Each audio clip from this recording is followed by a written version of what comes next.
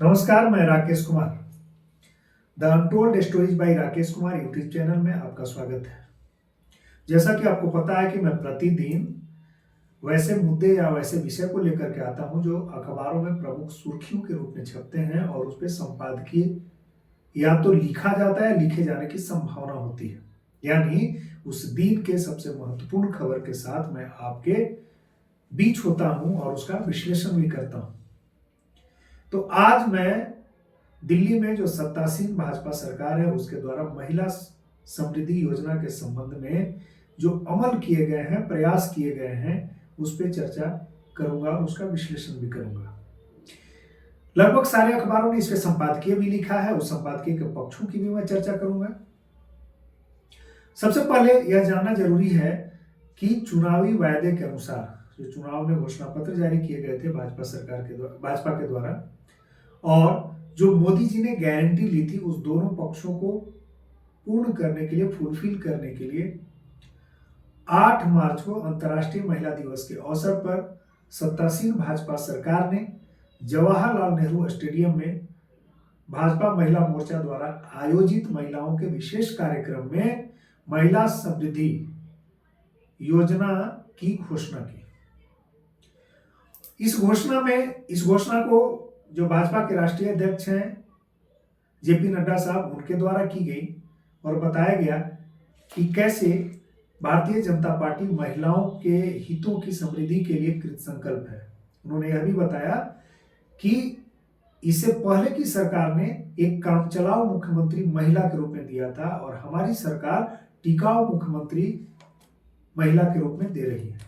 यानी दिल्ली में भाजपा ने टिकाऊ मुख्यमंत्री के रूप में रेखा गुप्ता को चुना है, जबकि इससे पहले आतिशी को आम आदमी पार्टी की सरकार ने काम चलाओ मुख्यमंत्री के रूप में जगह दी थी। इसके साथ ही घोषणा यह भी की गई कि जो महिला समृद्धि योजना है उसके तहत जो बीपीएल संवर्ग की महिला यानी गरीबी रेखा से नीचे जीने वाली महिला यानी गरीब जो इस योजना की लाभुक होंगी और जिन्हें यह योजना जिसके लिए कार्य किया जाएगा, वैसी महिलाओं को जो इसकी पात्रता रखेंगी 2500 रुपया महीना के हिसाब से उनके खातों में भुगतान किया जाएगा। इसके लिए 5100 करोड़ रुपए की जो है राशि का फंड का प्राविधान किया गया।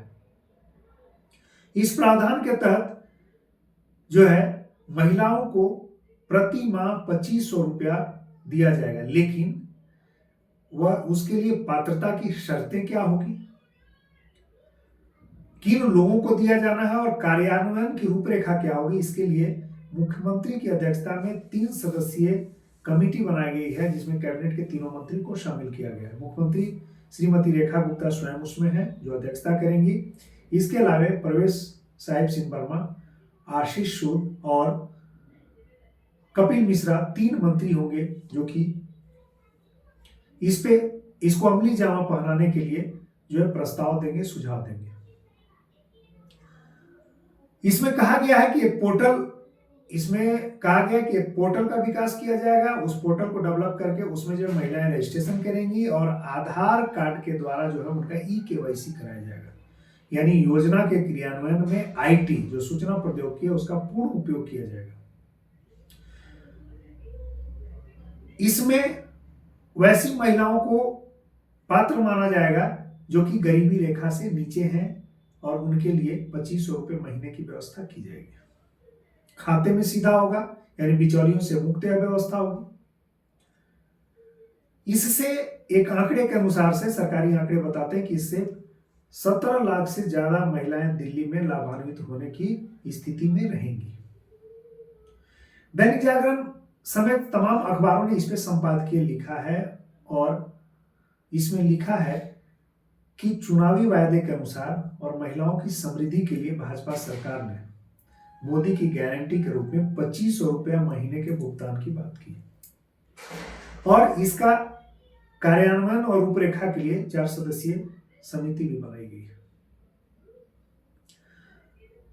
अब सवाल यह उठता है या संपादकीय में यह सवाल उठाया गया है कि क्या विपक्ष इसको मुद्दा बनाएगी विपक्ष ने कहा था या विपक्ष मुद्दा बना रही है कि 8 मार्च को महिलाओं के खाते में भाजपा सरकार ने 2500 रुपए देने का वायदा किया था, लेकिन 8 मार्च को जो है 4 सदस्यीय कमेटी दी गई है, उनके खाते में पैसा नहीं गया। लेकिन क्या किसी भी योजना के लिए जो कार्यान्वयन किया जाना है उसके लिए क्या रूपरेखा तैयार न की जाए? इस संदर्भ में रेखा गुप्ता ने, जो मुख्यमंत्री हैं दिल्ली के, उन्होंने कहा है कि योजना को अस्थायी रूप से लागू करने के लिए जो है कार्य किया जाएगा। ऐसा ना हो कि योजना शुरू हो और 2-3 महीने में यह जो है दम तोड़ दे। दूसरी बात यह होगी कि जो आम आदमी पार्टी ने इस योजना को शुरू करने की घोषणा की थी कि अगर सरकार में आती है तो उसके लिए जो है महिला सम्मान योजना के पीले रंग के कार्ड बने थे, तो उस कार्ड और महिला समृद्धि योजना, सम्मान योजना और समृद्धि योजना, 2 तरह का अंतर दिखाया गया है। और उसने जो है सभी महिलाओं के खाते में 2100 रुपए प्रति माह की बात की थी। अब सवाल उठता है कि आखिर आगे की राह क्या हो? पिछली आम आदमी की सरकार और वर्तमान भारतीय जनता पार्टी की सरकार के चुनाव घोषणा पत्र में महिला समृद्धि योजना के संबंध में वादे में क्या अंतर आप देखते हैं? देखिए, जो पिछली आम आदमी पार्टी की सरकार थी उसने महिलाओं के हरेक, दिल्ली की जो महिलाएं हैं उनके हरेक महिलाओं के खाते में प्रति माह 2100 रुपए देने की घोषणा की थी कि अगर सरकार में लौट जाती है आम आदमी पार्टी की सरकार तो प्रति महीना प्रति महिला 2100 रुपया की देने का वायदा किया गया था चुनावी घोषणा पत्र में। मसला यह था कि इसमें पात्रता का आधार दिल्ली की महिलाएं थी, दिल्ली में निवास करने वाली महिलाएं थे, आर्थिक आधार का कोई जिक्र नहीं था। और आम आदमी पार्टी की सरकार ने इसे महिला सम्मान योजना का नाम दिया था, जबकि भाजपा की सरकार ने अपने चुनावी वायदे में हर एक महिलाओं को प्रति माह 2500 रुपए देने की घोषणा की थी और इसका नाम महिला समृद्धि योजना रखा था। लेकिन सरकार में आने के बाद, जो भाजपा की सरकार जब बनी दिल्ली में, तो आने के बाद इसमें एक क्राइटेरिया एक जो है तय करने की बात की कि जो जिनको यह आवश्यक है, जिनको इसका लाभ मिलना चाहिए, जो इसके पात्र हैं, उन्हीं को लाभुक बनाया जाए और इसके लिए जो है आर्थिक मापदंड तय किए जा रहे हैं। और गरीबी रेखा से जो नीचे की महिलाएं हैं, जिनकी आमदनी जो है गरीबी रेखा का जो निर्धारण है उससे नीचे का है, उन्हें जो है राशि दिया जाएगा। और कहा जा रहा है कि इससे दिल्ली में 17 लाख के करीब महिलाएं जो है लाभान्वित होंगी। तो क्या इसे विपक्ष द्वारा रेवड़ी का दर्जा नहीं दिया जाएगा? क्या मुफ्तखोरी अर्थव्यवस्था के लिए ये जायज है? देखिए, विपक्ष इसे रेवड़ी नहीं कहेगा, क्योंकि विपक्ष जो पहले आम आदमी पार्टी की सरकार थी उसने खुद रेवड़ियों की जो है शुरुआत की थी, जिसे जब विपक्ष में रहते हुए भारतीय जनता पार्टी से रेवड़ी कहा करती थी।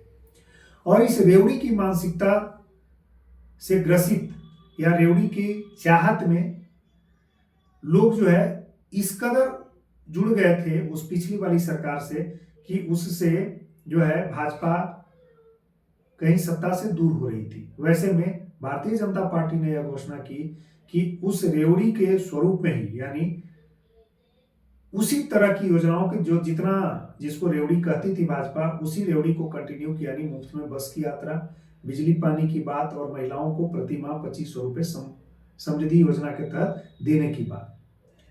चूंकि विपक्ष वो काम पहले कर चुकी है, भाजपा सत्ता में आने के बाद उसको कर रही है, तो अब दोनों के लिए स्थिति होगी, कोई संभवतः एक दूसरे के लिए रेवड़ी नहीं कहेगा, क्योंकि जो विपक्ष की पार्टियां होती है वह सत्ता प्राप्त करने के लिए प्रयासरत रहती हैं। वैसे में अगर वह रेवड़ी का दर्जा देती हैं तो फिर उसे दिल्ली की जनता नकार देगी, जो लाभुक वर्ग है नकार देगा। इसलिए अब मुझे नहीं लगता कि रेवड़ी के नाम से यह सारी योजनाएं दिल्ली की जानी जाएंगी। तो क्या सत्ता पक्ष और विपक्ष इस मुद्दे को लेकर महिला वोट पाने की चाहत के लिए प्रयासरत रहेगी? बिल्कुल, महिलाएं लगभग जो है, अगर वोटर की संख्या देखें तो आधी आबादी महिलाओं की होती है। वैसे में यह जो वर्ग है, महिलाओं का वर्ग, जिस दल के लिए वोट करती हैं वह सत्ता में आ जाता है, ऐसा है भी और यह सच भी है। इस जवाहरलाल नेहरू में जो आयोजित कार्यक्रम था 8 मार्च को अंतर्राष्ट्रीय महिला दिवस पर, जेपी नड्डा ने स्पष्ट रूप से स्वीकार भी किया, जो भारतीय जनता पार्टी के राष्ट्रीय अध्यक्ष, उन्होंने स्पष्ट रूप से स्वीकार किया कि महिलाओं ने हमें वोट कर हमें दिल्ली में सत्ता दिलाई है, इसलिए महिलाओं के सम्मान, समृद्धि और सामाजिक सुरक्षा, आर्थिक समृद्धि का खास ख्याल रखा जाएगा।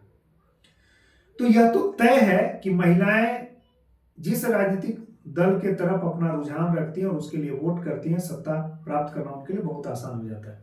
रही बात अर्थव्यवस्था के लिए, तो अर्थव्यवस्था में जो मुफ्तखोरी जैसा शब्द है, जिसको रेवड़ी कहा जाता है, अंग्रेजी में प्रीविज कहा जाता है, वह नुकसानदायक है। देर सवेरे वह नुकसानदायक है और अर्थव्यवस्था को खोखली बना देती है। लेकिन जो मेरी राय है उसमें महिलाएं जो घर में काम करती हैं और उस काम के बदले में कुछ एवज में नहीं मिल पाता, न ही उनके उस योगदान को, जो घर की स्थितियां संभालती हैं, घर के जो काम काज करते हैं, उसके बदले उनके योगदान को जीडीपी में भी नहीं जोड़ा जाता है। तो इस तरह से जो आर्थिक विपन्नता की स्थिति होती है, सशक्त घर में रहते हुए, उच्च समृद्धि वाले आर्थिक घरों में रहते हुए, परिवार में रहते हुए भी वे अपने आर्थिक जो स्वावलंबन की स्थिति होती है उनकी नहीं होती है। वैसे में किसी भी सरकार के द्वारा उनके खाते में कुछ राशि नियमित रूप से दिया जाना उन्हें आर्थिक रूप से स्वावलंबी बनाने के दिशा में कामयाबी की पहल होगी। मेरा तो यह भी राय है कि भारत जैसे देश में शिक्षा और चिकित्सा की व्यवस्था जो है मुफ्त आधार पर ही होनी चाहिए और इसमें सरकार को आगे बढ़ना चाहिए। ऐसा नहीं कि निजी क्षेत्रों को मौका दिया जाए। निजी क्षेत्र अपने फले फूले, लेकिन सरकार जो है सरकारी व्यवस्था, सरकारी चिकित्सा और जो विद्यालय व्यवस्था इतना सुदृढ़ कर दे कि लोगों को निजी क्षेत्रों की तरफ जाना न पड़े। लोग तमाम आरोप लगाते हैं निजी क्षेत्रों में चिकित्सीय सुविधाएं तो मिलती है, लेकिन जो उसका कॉस्ट है, चिकित्सीय सुविधाओं को प्राप्त करने के लिए जो मूल्य चुकाना पड़ता है वो बहुत ज्यादा है और आदमी को कंगाल बना देता है। तो आज चर्चा में इतना ही। बहुत बहुत धन्यवाद।